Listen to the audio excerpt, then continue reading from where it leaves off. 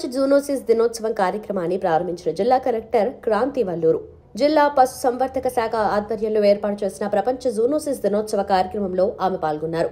తమ పెంపుడు జంతువులకు యాంటీ ర్యాబిస్ వ్యాక్సిన్ ను తప్పనిసరిగా వేయించాలని జిల్లా కలెక్టర్ క్రాంతి వల్లూరు పేర్కొన్నారు.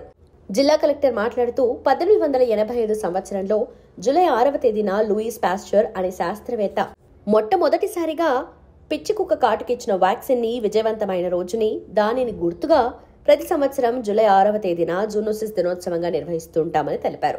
సంగారెడ్డి పట్టణంలో దాదాపు 1000 కుటుంబాలు పెంపుడు కుక్కలను పెంచుకుంటాయని, వీరందరూ తమ పెంపుడు కుక్కలకు యాంటీ రేబీస్ వ్యాక్సిన్ వేయించాలన్నారు. గణాంకాల ప్రకారం ప్రపంచవ్యాప్తంగా దాదాపు 50,000 మందికి జంతువుల నుండి సంక్రమించే వ్యాధుల ద్వారా మృత్యువాత పడుతున్నారన్నారు.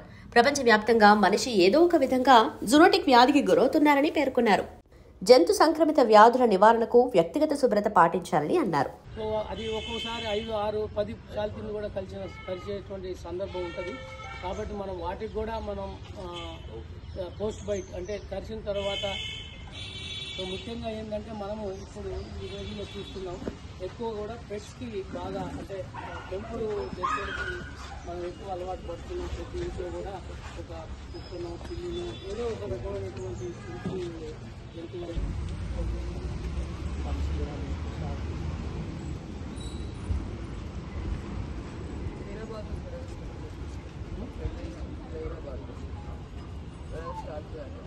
అదే పేపర్లు కూడా నేను ఫైల్స్ అప్లై చేయను కదా, మొరాలిటీస్ పెట్టేసి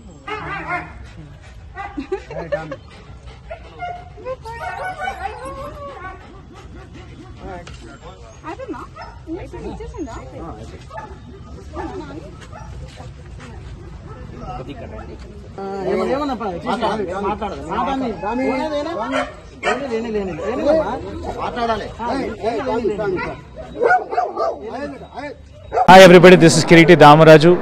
Like, share and subscribe to Saira TV. Oh Saira!